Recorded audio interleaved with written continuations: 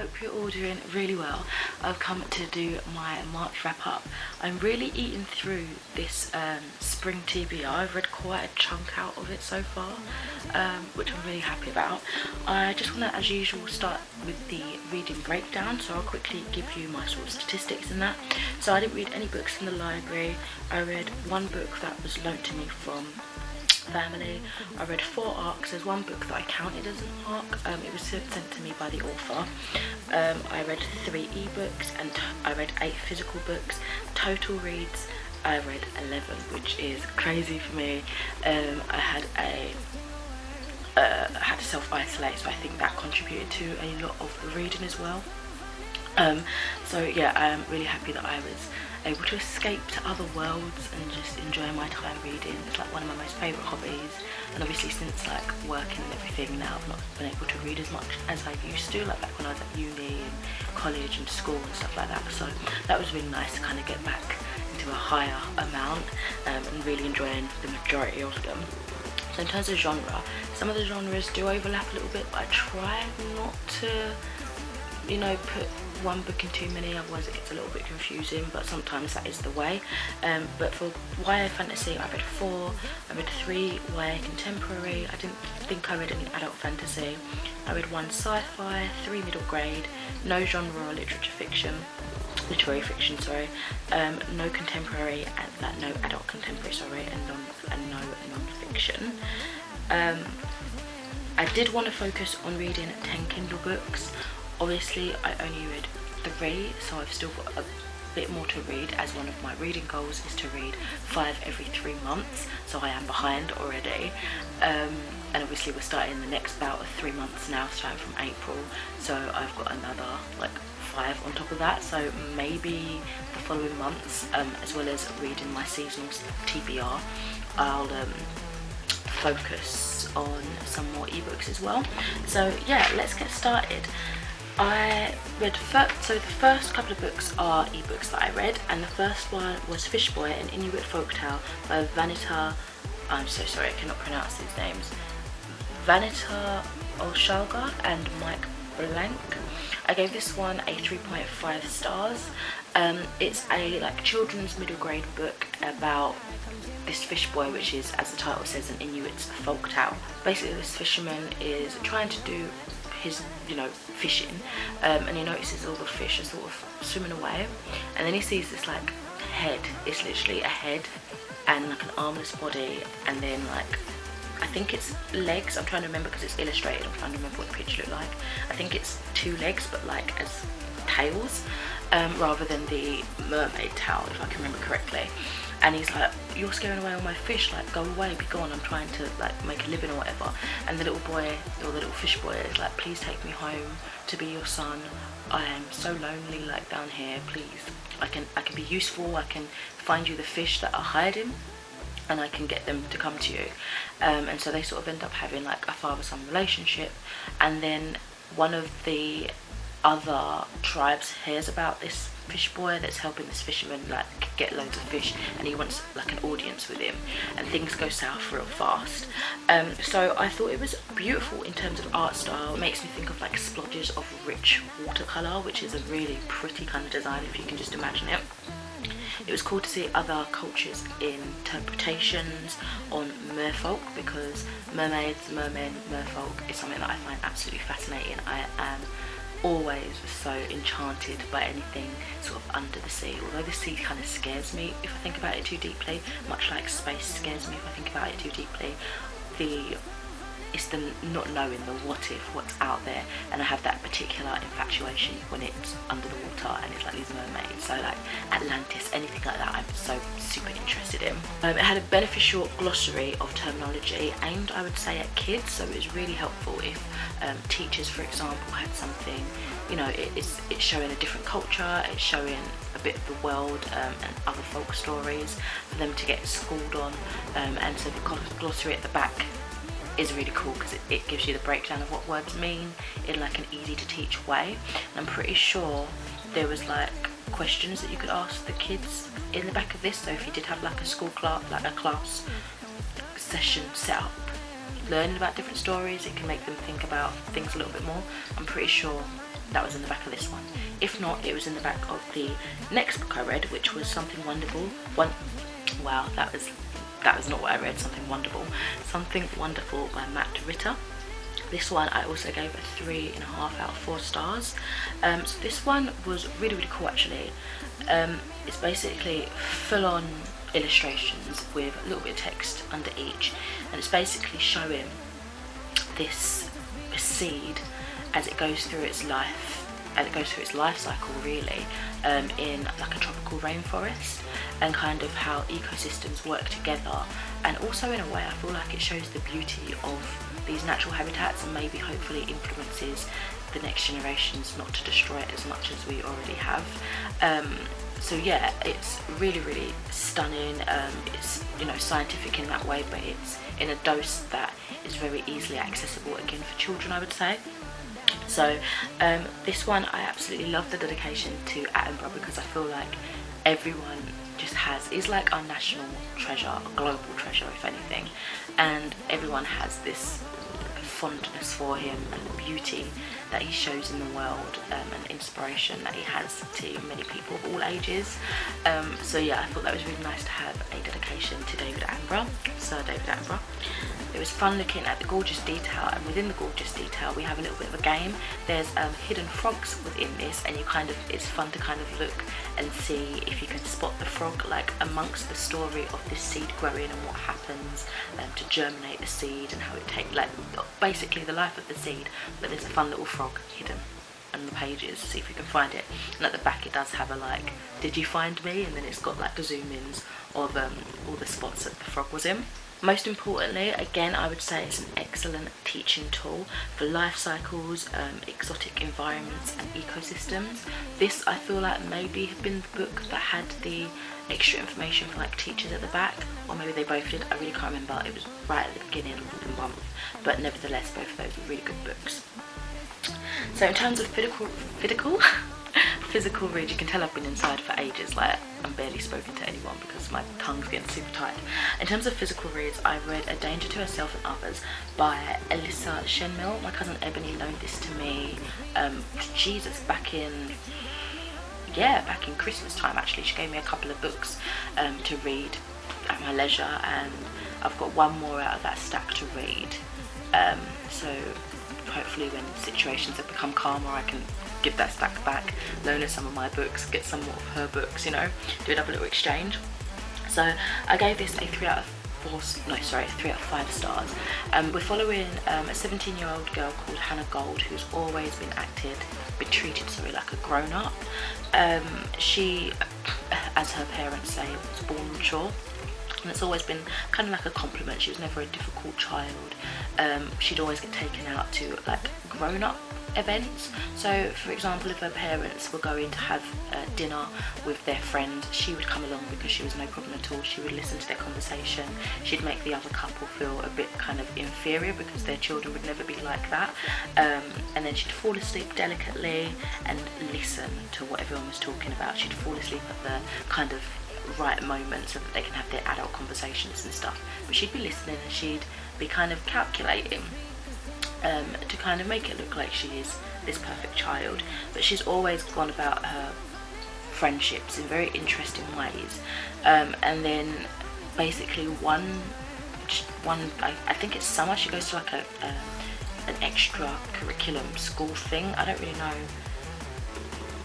I can't really remember, but to be fair, I can't remember, but I think it's to set her up for college or something, and she makes another best friend, and something suspicious happens to this best friend. Something happens to this best friend, an accident befalls her, and she is taken into the care of doctors and nurses, as in our main character Hannah, to decide whether she's a danger to herself and others. And we're kind of recounting through her mind her life up until now. She's very, very certain that once the parents of the girl that had the injury comes to terms with everything, calms down, they'll listen to what she has to say and hear her story and hear what actually happened. But you learn quite early on that our main character is quite unreliable. and it's pretty interesting to kind of, as you see that more and more, kind of pick holes in what she's saying and understanding that some things may or may not be true. That was a very long-winded synopsis, sorry about that. But yeah, I found it had very important conversations regarding mental health.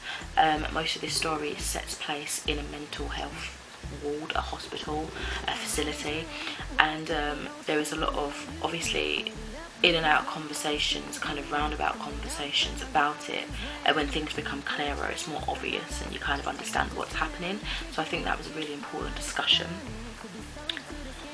But I will say I found this really confusing. I haven't read many books following like unreliable main characters. I remember reading The Girl on the Train and I really liked that, and I think I've read a few more since, but I just found it really confusing what was happening, and obviously we're following an unreliable character, so when I didn't realise that to begin with, it sort of slowly opens up to you, which I think is the point, you know, it slowly kind of unravels. But because I was like kind of catching it as quick as maybe it's being put down, I was like, I don't get it. We do have a very dislikable main character that, you know, sometimes you have dislikable characters and it serves the purpose of the book, and it certainly did for this case, but it's almost like I couldn't read past that, so I did struggle a little bit getting through this book. And honestly, I feel really bad saying it, but I was bored throughout most of it. Yeah, I had this strange desire to carry on because I was curious as to how it all unravelled, but it is definitely one of the more slower books, you know, more of a character study, which I don't mind, but I think maybe I was expecting just a little bit more going into it, not knowing a whole deal. But yeah, those are my thoughts on this book. It's worth the read for sure. My cousin Ebony really likes it, so you know, we've got two varying points there, and I did enjoy it. It's just not exactly what I was expecting, maybe. Yeah, I'd leave it at that. We're going to jump over to the next ebook that I read, so I'll just put that there, and that is Conversations with Nell, The Discerning World of a Wise and Witty Labrador by Sarah Martin, which I gave 3 stars. This is another of the NetGalley books that I read.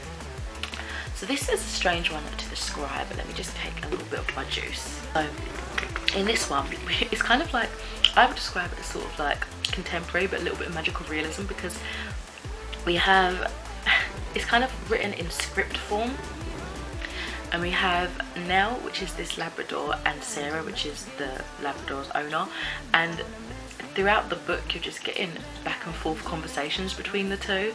They've got this whole world set up where there's a dog that owns like Wall Barks and Star Barks. There's like the farm dogs that are like troublemakers, but one of them is in love and is proposing to one of the other dogs, a part of Nell's family, and it's just very wacky, very strange and very bizarre, but it was quite enchanting. So yeah, I would definitely say it was an interesting read. It's one that's very difficult to explain. It was very wacky and quirky, but very fun and charming at the same time. Also very Moorish, so I had to read this on my computer because of the document that it just wouldn't load on my Kindle.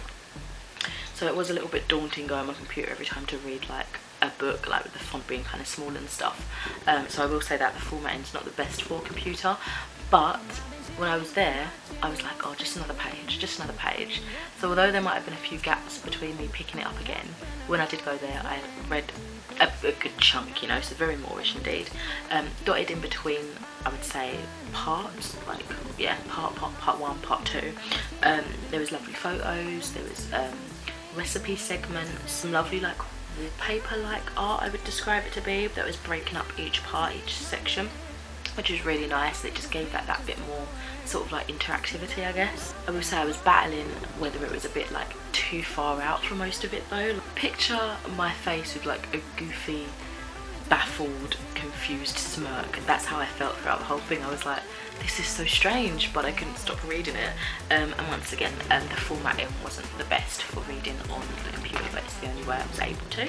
Next I read Pedigree Penitentiary, I still cannot say this word, I'm so sorry, by Novelius Jordan. Unfortunately I gave this a 1 star, so I'm not going to dwell too hard on this, but he reached out to me and offered me to read his second book in his Woven Way, the Woven Scholar series. The first book is The School of Woven Way, I believe.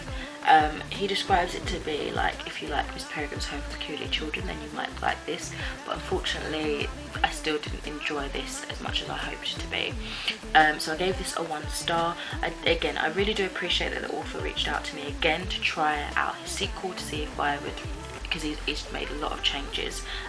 He's clearly listened to reviewers and what we initially said about like the writing style and stuff. For example, like he had a lot of excess on wordy sentences in the first book, and that's been chopped down and sort of edited and made more to the point in this book, which I really appreciated. So it was, I commend him for offering me another go at his book, seeing if I appreciated what he's done, which I very much do.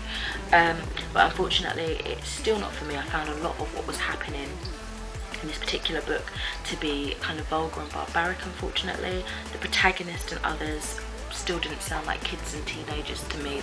It sounded like they were in like the wrong body. Like, I feel like this would do better if it was aimed at an adult audience with adult characters, I do think that the content, unfortunately, is inappropriate for a YA target group, in my opinion, because it can get quite graphic and oftentimes unnecessarily. But again, I do appreciate him reaching back out to me, wanting me to see that he has improved, which he has, but unfortunately it's just not the kind of work for me. Once again, thank you, Nev, I appreciate that. He's really cool. Then I read The Institute by Stephen King. I'm super excited to get to this one. Beautiful edition. I don't remember if it has anything underneath the cover. No, it's got lovely green writing though, and also beautiful end pages. I think that's supposed to be Dupre, which is one of the main places that it's set place in. So I gave this one a 4 stars. So let me read you the synopsis, because I think it explains it better than I could. But it is, again, I think I saw it described to me as being kind of like, if you like Stranger Things, you might like this. So it says, deep in the woods of Maine, there is a dark state facility where kids abducted from across the United States are incarcerated. In the institute, they are subjected to a series of tests and procedures meant to combine their exceptional gifts, telepathy, telekinesis, for concentrated effect. Luke Ellis is the latest recruit, and he's just a regular 12-year-old, except he's not just smart, he's super smart, and he has another gift which the institute wants to use. Far away in a small town in South Carolina, former cop Tim Jameson has taken a job working for the local sheriff. He's basically just walking the beat, but he's about to take on the biggest case of his career. Back in the institute's downtrodden playground and corridors, where posters advertise just another day in paradise, Luke, his friend Kalisha, and the other kids are in no doubt that they are prisoners, not guests, and there is no hope of escape. But great events can turn on small hinges, and Luke is about to team up with a new, even younger recruit, Avery Dixon, whose ability to read minds is off the scale. While the Institute may want to harness their powers for covert ends, the combined intelligence of Luke and Avery is beyond anything that even those who run the experiments, even the infamous Mrs. Sixby, suspect. It is a whirlwind of an adventure, honestly. I found the plot to be extremely interesting. It's definitely leaning towards the more sci-fi thriller route, which was really interesting to read this kind of, story with a thriller plot. I feel like it might sound a bit silly to say this, but it had good believability, and I also appreciated the moments when our main character Luke had to check in with himself and kind of like when during the times when he was thinking his intelligence was too much for other people, and he was like, oh, maybe that person wouldn't understand what I mean, and then he was like, hold on a minute, I'm being a bit smug here, I'm being a bit rude, like get back down to earth. That was quite nice, and again added to the believability, and gave like a more rounded, flawed but learning personality of a 12-year-old, so that was pretty cool. This one I've got a few like not quotes like long quotes, but I'll read this directly just so I don't mess up. But for cons, particularly at the start, there was a lot of focus on black characters, using lines like the black girl and like the black version of, or the African American version of, and then like this character that I didn't know. But it felt like really forced in terms of whenever those phrases were used, it felt forced to give diversity rather than just naturally having it there like everyday life. Yeah, I would say it felt like badly carried out diversity in that regard, so that was annoying. It calmed down a little bit as we went on and you got to know characters' names and stuff, but I don't know why it was like constantly referred to as the black girl smiled, and I'm like, you're not saying that for like the white characters if I remember correctly, so why you hide, do you know what I mean? I get that sometimes you need a description, like to know imagine what a character looks like and that, but it was a little bit too much and annoying, and I would have felt the same if they were saying the white guy all the time or the Asian guy all the time. Do you know what I mean? Like, it's just too much. Like, describe them once, but then you can use other features to kind of build up what a character looks like, you know, in my opinion. There was also some weird points about breasts as well, like, I don't know, I just felt like it was a little bit unnecessary, especially because some of these kids are like preteen, and it's just a bit weird. I will say though, at the end, I'm not sure why some characters were told certain things, like in the big build up, the big climax, because other than just to give the reader some answers to questions, particularly that I desperately wanted to know, I just didn't feel like there was a necessity for those answers to be provided to these characters, because it's like, why? But I appreciate it at the same time because I wanted to know, you know what I mean? But it definitely does feel like a well-rounded standalone book. I really did enjoy it, to be honest. I really did like it. Yeah, strong book. So after that, I felt like having something light and fluffy and a bit more, I don't know, contemporary. So I picked up the second and third volumes of Heartstopper by Alice Osman, and I really love these books. So Heartstopper is about two boys called Nick and Charlie, and you know from the beginning that it is a blossoming romance between the two, although it seems sure not to happen, especially because we're following Charlie as one of our main characters, and he's adamant that Nick is straight. But the story unravels and you learn about these characters and about their sexuality and coming out and things like that, and it's a really beautiful story. So for volume 2 I gave 4 stars. I found it to be a fantastic sequel. Am I holding the right one up? Yeah. I fell in love with the characters and the plot even more, which I didn't think was possible. The art style makes me feel really happy. It's just something, again, I needed at this moment in time. Just the goofy smiles that are drawn into this book, like, it just makes me smile. And I have no cons, I really did like this one. And Heartstopper volume 3 I also gave it 4 stars. I really love the teachers in this and how we got to know them a little bit more. I particularly love Mrs. Singh Stevens. Yeah, she's so supportive, as are all of them, and I just think it's nice to have like core adult characters, like, you know, in a school setting, that are there to support you like mentally and let you know that it's okay. I thought that was a really beautiful message. I enjoyed the refreshing school trip to France. It was nice to have like a different setting outside of school amongst other characters, amongst their peers, and again, yeah, it was refreshing to see characters outside of school and be able to engage with others on a more social setting, which was fun. I will say this, that this might be a bit controversial, and I don't mean it in any way to deflect the awesomeness of it. I'm just going to restart my camera because it's going to time out in a minute.